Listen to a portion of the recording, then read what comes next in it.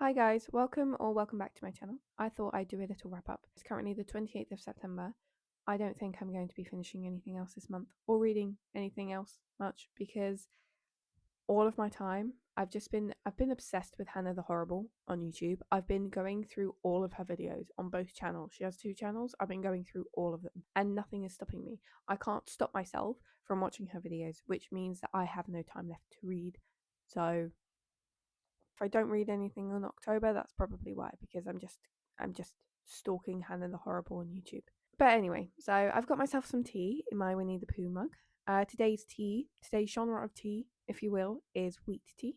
And I thought I would just give you a little wrap up some of the books that you've seen me read and share some thoughts on the books that I haven't yet shared with you. So, we started the month off with The Art of Prophecy by Wesley Chu. This is a fantasy. Not sure if it's a high fantasy, not sure if it's an epic fantasy. I don't think it's an epic fantasy. I don't know what an epic fantasy is, but I'm pretty sure it's not The Art of Prophecy. And this one was my start a new series prompt pick. I gave this one 4 stars. I really enjoyed this one. I think if you're looking for a fantasy that has like a really nice world building, this is the one for you. If you're an avid fantasy reader, maybe don't take my word for it because I pick them up when and if I fancy one. So don't take my word for that. But I did really, really enjoy this. I liked the characters, although the main character, Jian, was a little bit insufferable. And I really liked the world building. So basically, this book does follow a young boy, Jian, who is prophesized to kill the unkillable Khan, except he's not. No, that's not true. That's not his prophecy. That's not where his life is supposed to go. So the prophecy is wrong. And the rest of the book is just him kind of being hunted by people who no longer want him to exist, shall we say, because of the fact that the prophecy was wrong, and him getting allies, gaining allies. So I really, really did enjoy this one. I'm actually really looking forward to the second one. The third one is out now. I need to buy it before all of the hardcovers are taken off the shelves because the other two are in hardcover, and I'm not completing a series with the paperback when the others are in hardcover. That's not happening. That's not happening. So I really, really enjoyed this one. It was a nice way to start the month off, I think. And I don't think it'll be too long until I pick up the second because I just want to know where the story goes. I want to know what happens. So yeah, very happy that it gave me this prompt actually, because it probably would have taken me a while to pick this one up. But definitely enjoyed this one. And again, if you're a fan of fantasy, recommend picking this one up. It's got a lot of martial arts in it. The next book we had for September was Electra. Now, this was the prompt. This one was for a retelling of a myth or a fairy tale. Again, I really, really enjoyed this one. I gave this one 4 stars as well. I've realised that I tend to really like Greek myth retellings, although I don't pick them up. I don't pick them up very often, which I should do because I really like them. Maybe that's something that I'll do in the future. Maybe I will have to pick up some more myth retellings. But I really like this one. We follow 3 women. We've Clytemnestra, Cassandra, and Electra. It basically reflects on how these women are treated by men, by gods, by the war. And I think it's just a really, really nice read. The author, Jennifer Saint, she has a really lovely writing style. Some of the things she says are so lyrical and so beautiful. And she is very, very effective at writing emotions. I don't know if you saw my kind of review on this when I did it, but Electra did frustrate me, the character. She did frustrate me a little bit. And I think that's just kind of like an ode to how well this author can write emotion. So I think if you're a fan of Greek myths and you haven't picked this one up yet, I think it's a really, really nice one to pick up, especially if you're interested in the point of view of some of the women during the Trojan War, because I think it's nice.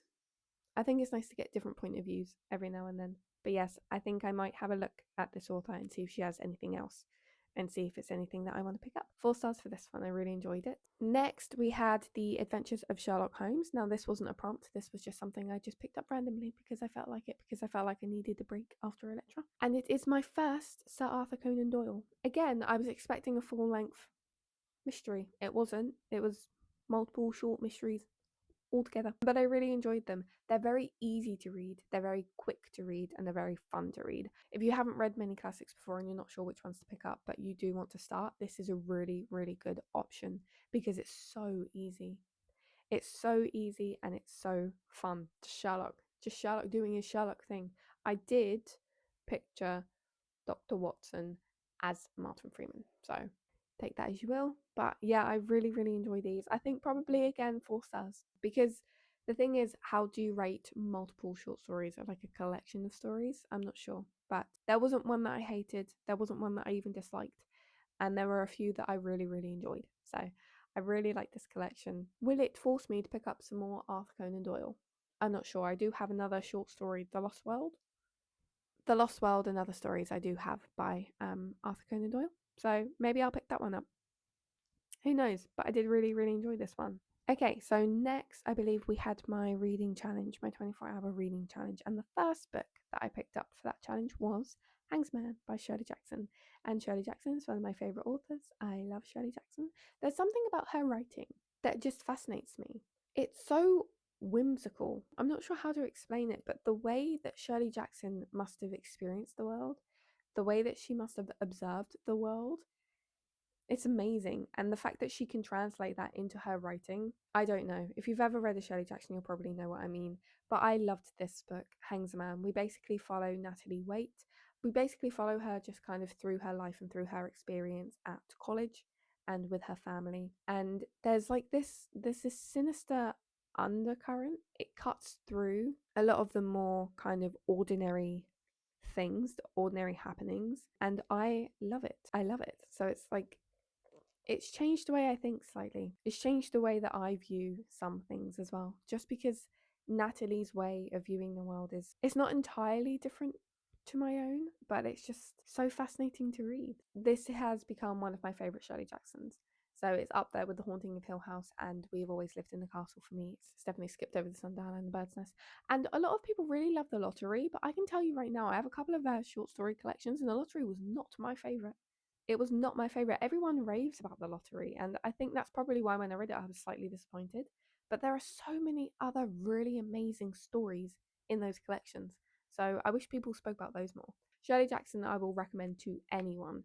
I will recommend to anyone. Maybe start with The Haunting of Hill House. I feel like that's a better one for people to start with generally, I think, just to kind of get an introduction to her writing style. But I love this one. I love this one. 5 stars. Very, very happy I got to it. It was for an unread book by your favourite author. So thank you, Terry, for putting that in my prompt jar. I'm not sure how interesting this all is to you because I've already given my thoughts on most of these books, but I thought I'd give it a shot. I thought I'd give Wrap Up a shot. So next, that was also in my 24-hour reading challenge-ish, 24-ish hour reading challenge, was The Library at Hellball. Had my thoughts changed on it much? No, I don't think so. Do I have many thoughts on this book? Not really.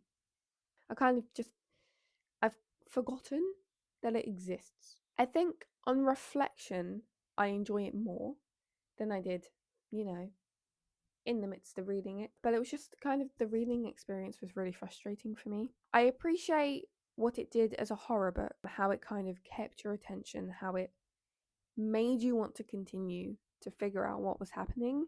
But I didn't appreciate the fact that a lot of the world building, the character building, the magic system, I didn't appreciate the fact that a lot of that was kept from us, and it didn't feel like there was a reason that it wasn't explained. If it was explained to the degree that it needed to be, it would have taken away a lot of more of the space for the gore. So yeah, I'm not sure how I feel about this one. I enjoyed it, but again, I don't think books should confuse you to the degree that this one did me if there's no intention behind it. Because some books do that. Some books will do that and there'll be like a massive reveal at the end that makes everything make sense. This one, it didn't do that. I think it should have been longer. I think it should have been longer.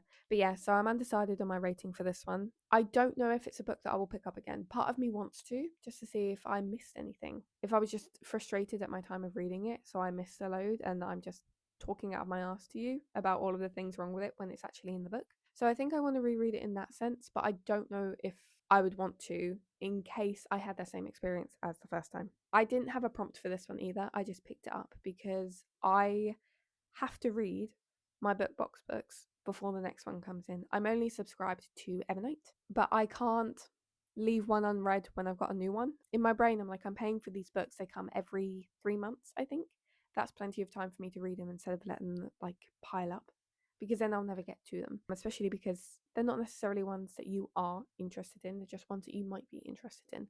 So I think I'm going to give it a couple more rounds with Evernight and see how we go, because it's been a mixed bag, which obviously it's a subscription box. I'm not in charge of the books that I'm buying, but there's not been one that's just really that I really, really loved. I think the closest I came to it was, I think it was Bat Eater. And actually, this might be a very, very, very unpopular opinion, but Murder Road.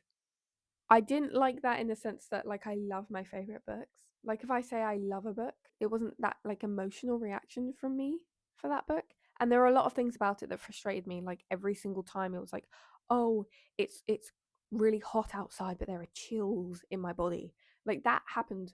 That exact sentence happened about once every 2 pages. So there were definitely things that were left to be desired, and it's not, the best book in the world, but I kept thinking about it for a few weeks after I read it, probably because it's more like a thriller. So yeah, I really enjoyed that one. But anyway, I'm rambling.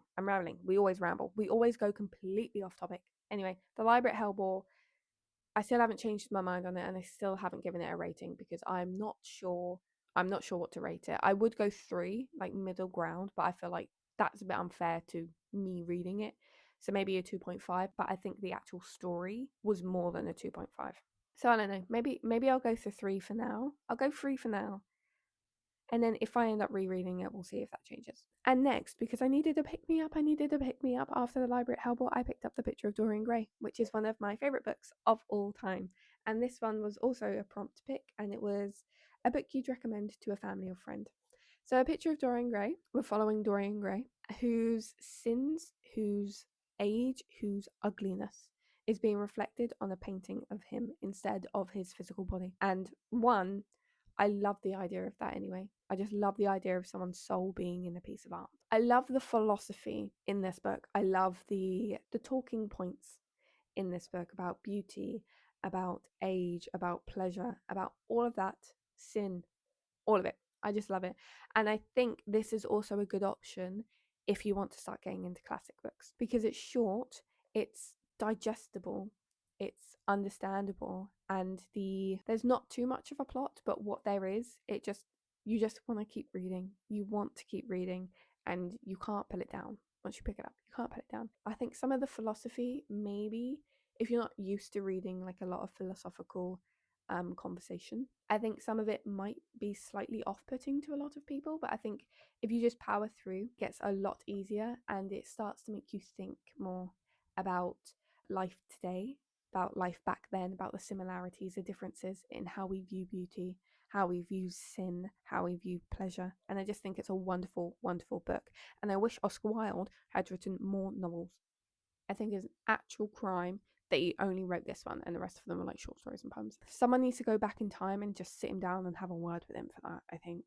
He's just robbed the world of more novellas, of more full-length novels. But The Picture of Dorian Gray, one of my favourite books, obviously 5-star. It was the first time I read it. It is this time. I love this book. Please pick it up. Please pick it up and tell me how much you love this book also. Wheat tea, wheat tea. It's like a comforting flavour. It's not nutty, but it's like, I don't know how to describe it. It's not sweet. It's definitely not sweet. It's not bitter. If you don't like wheat, maybe don't pick up the tea. But if you like wheat, like that kind of like not bland, but bland flavoring. If you like that kind of bland flavor, get yourself some wheat tea. Okay, so the next book that I picked up and finished was The Vampires Val Norte. Now, I haven't given you my thoughts on this one because I didn't include it in the reading vlog because I just read it outside of that. So you'll have to excuse me for that. But I picked this one up. It was my sister picks a book on my TBR prompt. And I'm so happy she picked this book. I'm so happy she picked this book. I loved this book. I loved it. I said in my TBR, my October TBR, that I'm going to pick up The Hacienda. And I think she might have a third one as well. Isabel Canis could potentially become a new favourite author for me. So, The Vampires of El Norte. As a daughter of a rancher in 1840s Mexico, Nina knows a thing or two about monsters. Her home has been threatened by tensions with Anglo settlers from the north. But something more sinister lurks near the ranch at night, something that drains men of their blood and leaves them for dead, something that once attacked Nina, or Nena, 9 years ago. This was a wonderful book. It was slightly different to what I was expecting. So I think, I could be wrong, but I think this is marketed as more of like a horror, of like a gothic horror. It's not, it's a gothic romance. It's definitely a stronger romance than it is any other genre. Although genres do confuse me which isn't good as a writer and a reader, but there is so much crossover with genre that I just I don't even look, to be honest, at genres anymore because I never know how to categorize them. But I love this. I think the prose was beautiful. The characters were beautiful. The love story was beautiful. If you're a fan of kind of friends to lovers or childhood friends to lovers, although I think they were in love when they were children. Ah, it was so cute, and I was just when they had their first kiss, couldn't get me to put this down. You couldn't get me to put this down. I love how it touches on kind of like colonialism. I love the way that Isabel Canis uses vampires. So they were vampires in the supernatural sense. They were creatures that with no eyes that feasted on blood. But there's also vampires, so the settlers, the Anglo settlers from America coming to take over all of their land. I think in some ways also her family. I think that was reflected, especially at the end when Nena, I think it's Nena or Nina, when she finally realized that she could speak to these vampires because she had been touched by them previously, she'd been attacked. She could speak to these vampires and they would understand her. And that was reflected when she finally stood up to her father and basically told him that Nesta and her were going to get married. And he relented. He finally understood. He said yes. And I think that was a nice little reflection between them because although I think the vampires were creatures in their own right, but mainly an allegory for the Anglo settlers, I think there were instances where they could also reflect kind of the vampiric nature of a family kind of taking away the choice or the choices of their children. So, not parasitic in the way that the Americans were, not parasitic in the way that the vampires were, but draining in a sense, in some way. And I loved this book. I loved this book. 5 stars. I gave it 5 stars. I don't know if you can tell. I'm trying to convince my sister to pick it up next. Like, I want her to read it straight away. I want her to read it straight away. And I think if you want to read it, do please let me know what you thought. You can disagree with me if you want, but it's not going to change my view. But let me know what you thought, but just don't go into it expecting it to be a horror or more horror adjacent because that's kind of what I was expecting, but it's not. It's definitely a romance. So if you like gothic romances, pick this one up and let me know. Let me know how you like the love story. Let me know how you like the couple because I love them. I love them so much. They're so cute. They're so cute. And getting together at the end made me so happy. So the Vampire's Val Norte by Isabel Canis. Potentially a new favourite author. 5 stars. So I forgot to give my favourite quote for The Vampire's Val Norte, but it was hell like this. Not a burning inferno, but humid and cloying, the air thick with the tastes of sulphur and gunpowder, the clammy fingertips of the dead grasping at her, seeking her soul and dragging her down, down, down. That's one of my favourite quotes. It was the easiest one for me to find. It was the easiest one for me to read because it was the shortest one. So I forgot to include it, but I really wanted to give it to you guys so you can kind of see how the author writes and see if it's something that you'd be interested in. And now, my friends, and now it's time for a Faust update.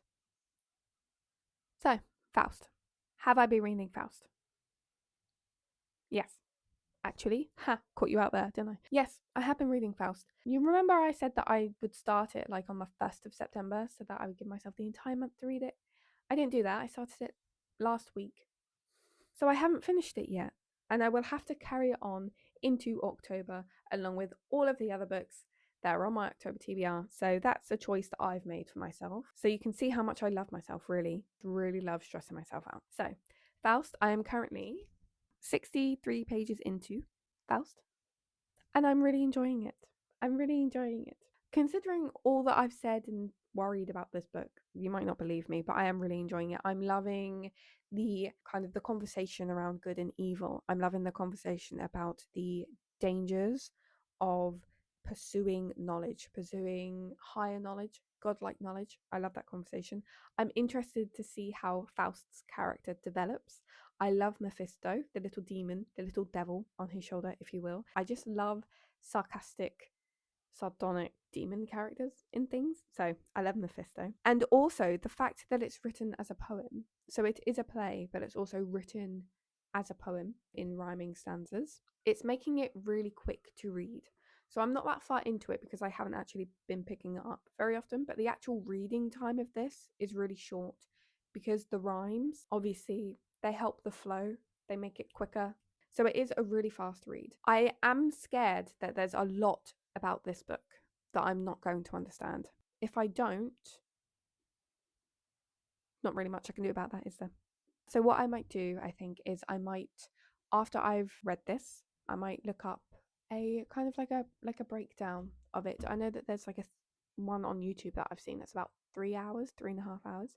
So I'll be interested to see that video and see if it allows me to understand the context more, some of the themes more, some of the philosophies more, some of the religious notes in this. Yeah, I'm really, really enjoying it so far. It will have to carry on into October because, like I said, I'm 62 pages into it and it's about 450 pages. So I think what I'll do is I'll do little Faust updates. I don't know how I'm going to do that because I'm not a whiz at editing, but I'm going to try. You'll just see me pop up and be like, Faust update, and I'll give you a quick, like maybe a page number. I'll be like, oh yeah, I'm page 100 in Faust. So this will be carrying on to October and it will be kind of like in the background of the rest of my October TBR. So these are my September reads. I think I did quite well. Like I said, I don't push myself to read more than I feel like I can in a given month, and I feel like because that would just take away my enjoyment of reading. So I don't force myself to hit a certain number of books or read a certain type of book. I just prefer to pick up a book when I want to pick up a book. So those are all of the books that I read and or started in September. Let me know how September was for you in terms of reading. Let me know your hits, your misses, your in-betweens like me. Let me know if you have tea, what flavour of tea you have, because I'm very interested in that. So I hope it wasn't too chaotic. I feel like my thoughts were a little bit chaotic. They were a little bit rambly. I'm not sure how to do wrap up videos. I don't know if I'll continue with them in the future. If I manage to get all of the books that I've read into reading vlogs, then I don't know if I'll see the need to do a wrap up. But as some of these books I didn't actually talk to you about, I thought it'd be nice to kind of come on and sit down and talk through all of the books that I've read this month. So I'm really looking forward to my October TBR now. I think I need to get reading if I can drag myself away from Hannah the Horrible on YouTube and hearing all of the creepy paranormal stories that she talks about. So I hope you guys enjoyed this video. Let me know how your September was in terms of reading or how it was in terms of life. I'm interested in pretty much everything. If you like this video, maybe give it a like, maybe subscribe, although you don't have to. And I will see you in the next one. Bye for now.